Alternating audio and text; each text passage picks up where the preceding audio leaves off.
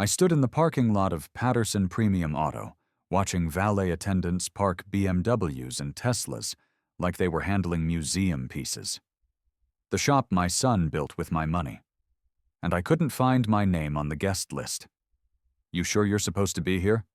The receptionist had asked me 10 minutes earlier, squinting at her iPad like my name might materialize if she stared hard enough. "This is an invitation-only event." "I'm David Martinez," I'd said. "Christopher's father." She'd frowned, scrolled some more. "I don't see a David Martinez. Are you maybe listed under your company name?" "My company name? I'm 58 years old, been working the same job at Boeing for 25 years, and this kid thought I was here representing some corporation." "Try investor," I'd said quietly. That had worked. Apparently, that's what I was now. Not Dad. Not the guy who emptied his 401k so his son could chase his dream. Just investor. I walked through the main bay where they'd set up tables between the hydraulic lifts. The whole place smelled like expensive leather and fresh paint. Christopher had spared no expense, that was for sure. Crystal glasses, catered food, even a jazz quartet in the corner. All of it paid for with money I'd saved for 25 years. 25 years. That's how long I'd been putting away every spare dollar, ever since Jennifer died when Christopher was 12 and Michelle was only 8.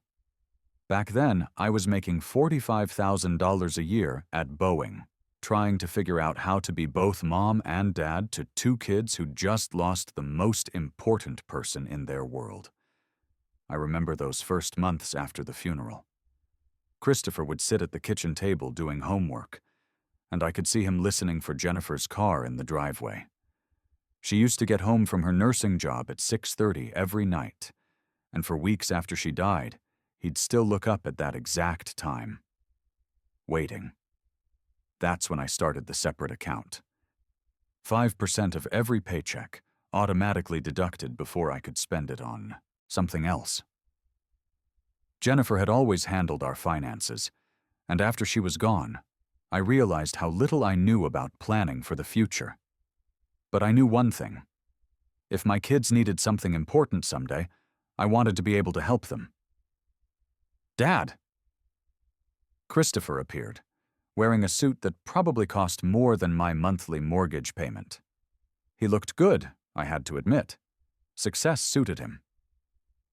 At 30, he had the kind of confidence I'd never managed to develop. His wife Amanda glided up beside him, all smiles and perfectly styled blonde hair. "You made it," Christopher said, and I caught something in his voice. Relief, maybe? Or was it annoyance that I'd actually shown up? "Wouldn't miss it," I said. "This is what we worked for, right?" I'd brought a bottle of champagne, nothing fancy, just something from the grocery store to celebrate. Christopher took it with both hands like it was fragile. "Thanks, Dad. We'll save this for later." He handed it to Amanda, who passed it to someone else without even looking at it. "Let me show you to your table," Christopher said. I followed him past the main area where all the guests were mingling. I recognized some faces from photos Christopher had shown me over the years. His business partner Anthony Rodriguez was there, along with the banker who'd approved their commercial loan, a city councilman who'd helped them get their permits. All the important people. Christopher had called me 3 years ago on a Thursday night about this dream. I remember because I'd been watching the Seahawks game and almost didn't answer. "Dad," he'd said, and his voice had that edge it gets when something's really wrong. "I need to talk to you." He'd wanted to leave the auto shop where he was working and start his own place. He had Anthony ready to partner with him, but they needed capital. Shop space, equipment, tools, operating expenses for the first year until the customers started coming. "The banks won't loan us enough," he'd explained. "They'll give us maybe $100,000. But we need $300,000 to do this right, to compete with the established shops. How much do you need from me?" I'd asked, though part of me already knew. "I know it's a lot, Dad. I know you've been saving that for retirement, but how much, Christopher?" $180,000. The number hit me like a brick. It was every dollar I had in my 401k, every contribution I'd made for 25 years, plus the life insurance money from when Jennifer died, the small inheritance from my parents, every single penny I'd managed to save in 58 years of life. I thought about all those Saturdays when Christopher was growing up, when other dads were playing golf or watching TV, and I was working overtime at Boeing. Time and a half on weekends meant an extra $300 in the account.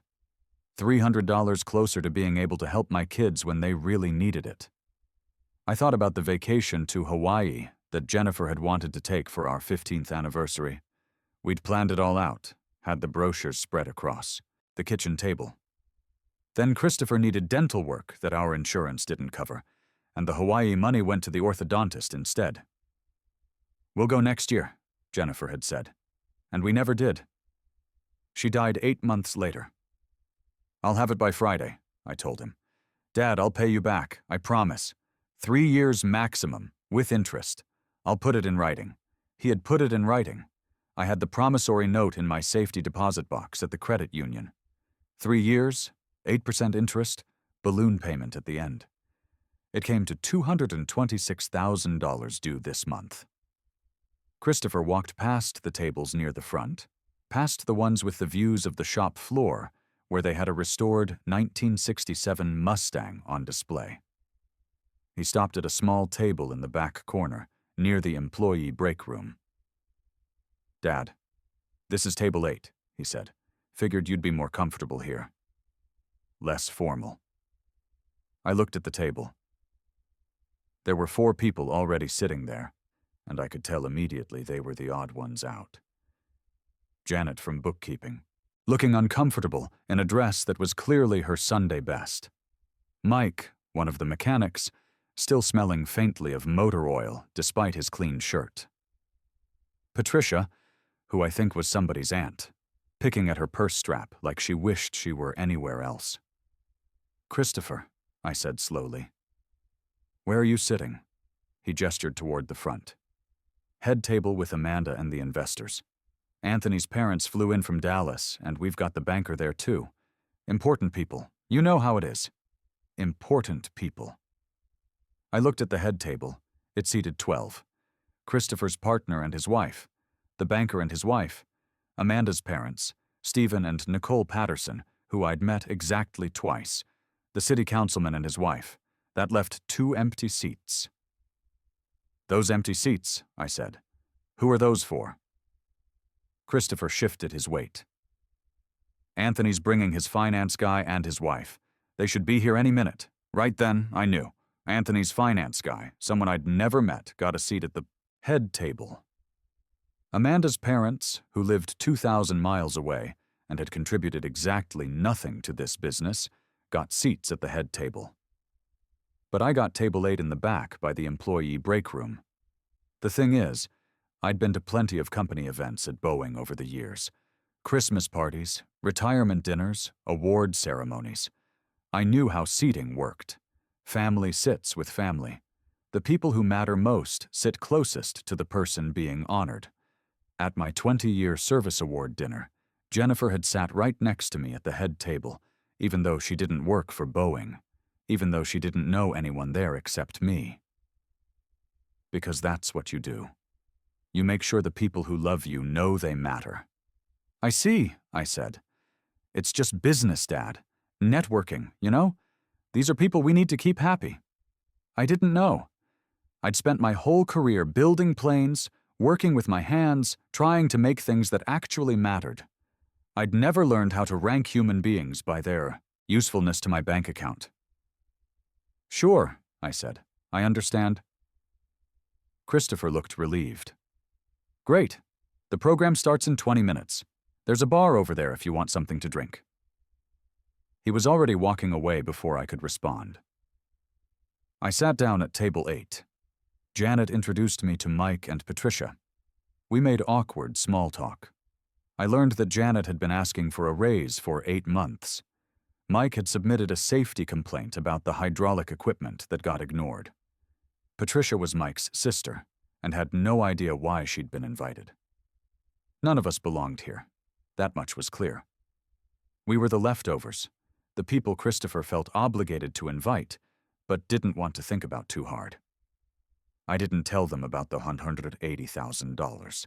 I didn't tell them how I'd worked 60-hour weeks for 2 years after Jennifer died to make sure my kids didn't lose the house along with their mother. How I'd eaten bologna sandwiches for lunch every day for a decade to put money away. How I'd driven the same pickup truck for 15 years because every dollar I saved was a dollar closer to being able to help my kids when they needed it. I remembered the day I'd transferred the money from my 401k. The woman at the credit union had asked me 3 times if I was sure. Mr. Martinez, this is your entire retirement savings. You understand that if you withdraw this now, there are penalties, and you'll be starting over at 55? I'd understood. But I also understood that Christopher needed this chance, and I was the only one who could give it to him. My son has a business opportunity, I'd told her. Sometimes you take risks for the people you love. She'd printed out the forms, walked me through the signatures. 25 years of saving, gone in one wire transfer. But I'd felt good about it. Proud, even. This was what fathers did. This was what Jennifer would have wanted me to do. That was 3 years ago. 2 weeks ago, I'd called Christopher to ask about the payment. Not to pressure him, just to check in. The note was coming due. "Oh, right," he'd said. "Listen, Dad, can we talk about that? The shop's doing really well, but we're in a growth phase. We just took out a loan to expand into the luxury market. If I pull out that much cash right now, it'll hurt our expansion plans." "Christopher, that's my retirement money. I know. But look, what if we restructure? I'll pay you monthly. Same total amount, just spread out over, let's say, 7 years. That's about $2,700 a month. Way more manageable." I'd done the math in my head immediately. 25 years of teaching myself to be careful with numbers will do that to you. $180,000 today, or $2,700 a month for 7 years. That was $226,800 total, about what he owed with interest anyway. But spread over 7 years, it meant Christopher kept control of my money until I was 65. And if the business went under, or if something happened to Christopher, I'd be screwed. The note says balloon payment, Christopher. That's what we agreed to. Dad, be reasonable.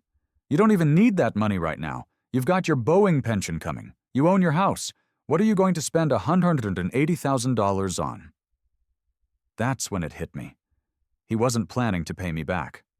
Not really. Not in any way that mattered. In his mind, he'd already moved on from our agreement. I was just some old guy who didn't understand business, clinging to a piece of paper. I was sitting at table 8, watching Christopher work the room, when Anthony's finance guy arrived. Richard something, wearing a watch that probably cost more than I made in a month. Christopher rushed over, all smiles, escorting him and his wife to the head table. I watched him pull out the woman's chair, introduce them to the city councilman, pour them drinks from a bottle of wine that probably cost $200. He never once looked toward table 8. I sat there watching my son work the room like a politician, shaking hands, laughing at jokes that probably weren't that funny, making sure everyone felt important.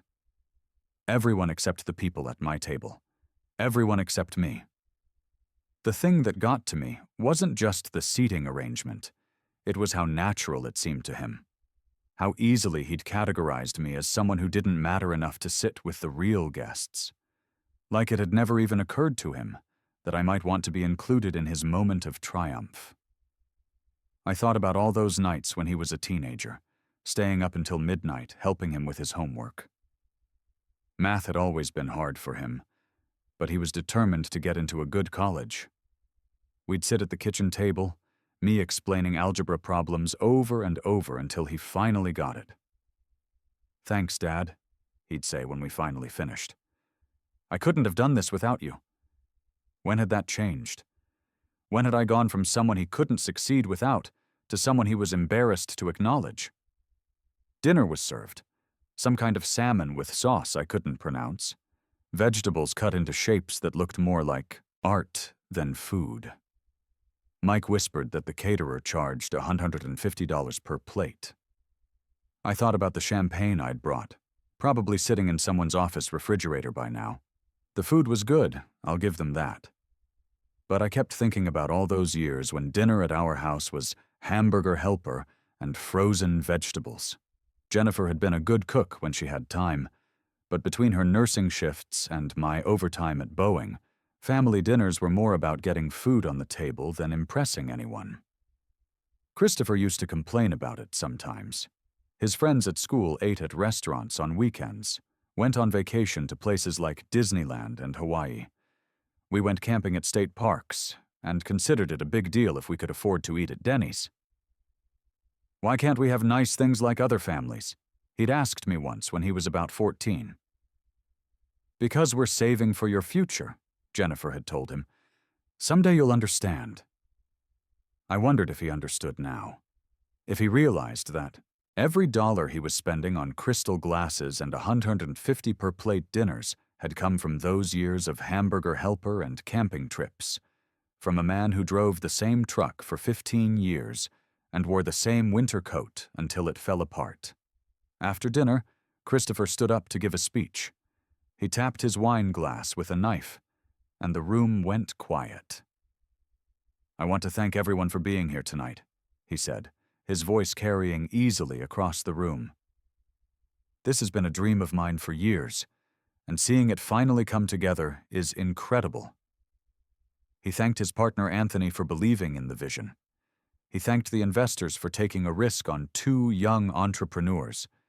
He thanked Amanda for her support and patience during the long hours of getting the business off the ground. He thanked his in-laws, the Pattersons, for flying in from Seattle to be here. He thanked the banker for approving their loan. He thanked the city councilman for helping with permits and regulations. I thanked the caterer for the beautiful dinner. He thanked the jazz quartet for providing such wonderful music. He even thanked the valet service for taking care of everyone's cars. He did not mention me. I sat there at table 8, wearing my best shirt from Sears, and listened to my son thank everyone who'd helped make his dream possible, except the one person who'd made it actually possible. The person who'd given him every cent of his retirement savings. The person who'd raised him and loved him and believed in him when no one else would. Right then, I knew exactly what I was going to do. The speeches ended. People started mingling again. Christopher was immediately surrounded by well-wishers and business contacts. I stood up, nodded to Janet and Mike and Patricia, and walked toward the exit. Christopher caught up with me in the lobby, probably noticed one of his obligations trying to leave early. "Leaving already?" he asked. "We haven't even had the cake yet." I looked at my son. Really, looked at him. When had he become this person? Or had he always been this person, and I'd just been too proud to notice? "I need to ask you something," I said. "And I want an honest answer." He glanced over his shoulder like he was worried someone might overhear us. His important guests were still inside, probably wondering where their host had gone. "Sure, Dad. What's up? Were you ever planning to pay me back?" His face went blank, like he was trying to figure out what the right answer was supposed to be. "What are you talking about? I told you we'd restructure." "Yes or no? Were you ever planning to give me back my $180,000? He was quiet for a long moment. I could see him weighing his options, trying to figure out how much truth he could get away with. "Dad, you have to understand. That money helped build something. This shop employs 12 people now. We're doing good work here, making a real difference in—" "Yes or no, Christopher?" He looked at me, and I saw the truth in his eyes before he said a word. The same look he used to get when I'd catch him in a lie as a kid. Guilty, but defiant, like he'd been caught but wasn't sorry. "You're my father," he said finally. "You're supposed to help me. That's what parents do." There it was. Not thank you. Not, I'm sorry, just entitlement. Pure and simple. I nodded slowly. I see. Thank you for the honest answer. Dad, don't be like this. It's a celebration. Can't we just enjoy? Enjoy your party, Christopher. I walked to my truck and drove home through streets full of strip malls and chain restaurants, past apartment complexes where families were settling in for another evening of whatever normal people do. I'd never felt so invisible in my life. When I got home, I sat in my kitchen and made a phone call. Michelle, it's Dad. I need your help with something. My daughter, who taught 4th grade in Tacoma, who lived in an apartment she could barely afford on her teacher's salary at 26, who'd somehow stayed kind despite having every reason not to be, listened as I explained what I needed. Dad, she said when I finished, are you sure? I've never been more sure of anything. Okay. I know someone. A lawyer? I'll text you her number. The lawyer's name was Rebecca Thompson. She had an office in a strip mall in Federal Way and charged half what Christopher's fancy downtown lawyers would have, the kind of place working people could actually afford. You have a promissory note? She asked, scanning the document I'd brought, signed and witnessed. Due November 30th. That's next week. And he's refusing to pay? He wants to restructure. I don't want to restructure. I want my money. Rebecca looked at me over her reading glasses. Mr. Martinez, I have to ask. This is your son? It is, and you understand that if we pursue this, it could damage your relationship permanently? I thought about Table 8. About being called an investor instead of his father. About Christopher thanking the caterer but not the man who made it all possible. What, relationship? I said. The letter went out 3 days later. Formal demand for payment under the terms of the promissory note, payment in full by November 30th, or we'd file a lawsuit. Christopher called me that evening. I didn't answer. He called 6 more times over the next 2 days. Then Amanda called. I didn't answer her either. Finally, he showed up at my house. I saw his BMW pull into my driveway and almost didn't open the door, but I did. Dad, what the hell is this?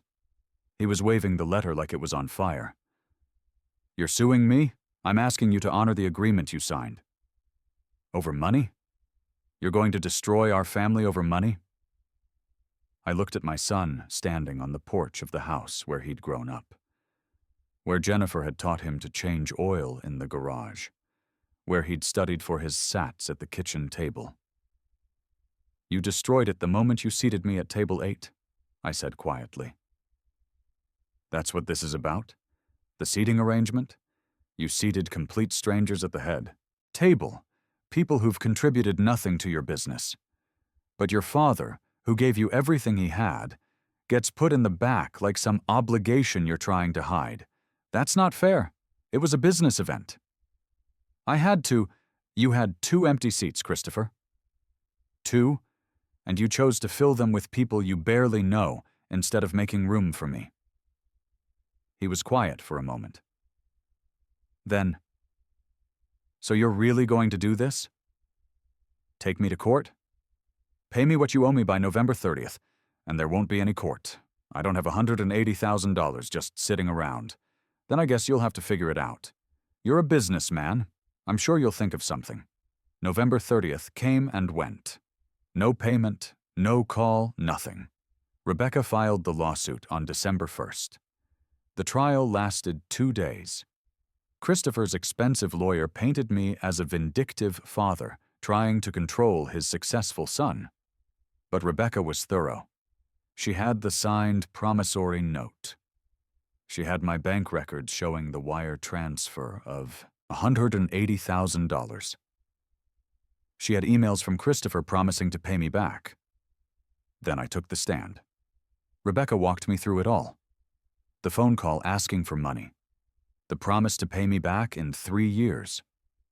The promissory note Christopher had insisted on because he wanted to do it the right way. The grand opening, Table 8, being called an investor instead of his father. Mr. Martinez, Rebecca asked, why do you think your son seated you where he did that night? Christopher's lawyer objected, but the judge let me answer. Because I was an obligation, I said. Not a father. Not the man who raised him. Just someone he had to feed, like the caterer he thanked in his speech. The judge awarded me the full amount, $226,000 plus court costs and legal fees. Total came to $245,000. Christopher had to take out a loan against the business to pay it. I heard through Michelle that it nearly broke them. They had to let go of 4 employees, cancel their expansion plans. Christopher and Amanda had to sell their house and move to a rental. I didn't feel good about it, but I didn't feel bad either. I felt settled. Michelle helped me invest most of the money properly this time. Conservative funds, some liquid savings for emergencies. And I used $75,000 to do something I'd been thinking about for years. I bought a small garage space in South Seattle and started Martinez Auto Training. Free automotive skills classes for young people who couldn't afford trade school. Michelle volunteered to help with the paperwork on weekends. We hired 2 other retired mechanics part-time. Christopher sent 1 email after the judgment was final. No subject line, just 1 sentence. I hope you're happy now. I didn't respond. 2 years have passed. Christopher and I haven't spoken. I heard he and Amanda had a baby last year, a girl. Michelle showed me a picture. She looks like Jennifer did when she was little. Sometimes I wonder if Christopher will do it differently with his daughter, if he'll teach her about gratitude, about respect, about the fact that family isn't a business transaction. But mostly I think about the kids at the training center, about the single mom who cried when I told her the classes were free, about the 19-year-old who came in knowing nothing about cars and just got hired at a dealership. Last week, one of my students asked me why I did this, why I spent my retirement helping random kids instead of traveling or playing golf, like other guys my age. I told him what Jennifer used to tell me when we were young and thought we could change the world. Because someday someone's going to help you when you need it, and you need to know what that feels like so you can do it for someone else. You can't make someone respect you, but you can choose who deserves your investment. Sometimes the best lesson you can teach your children is that actions have consequences, even when those children are grown men who should know better.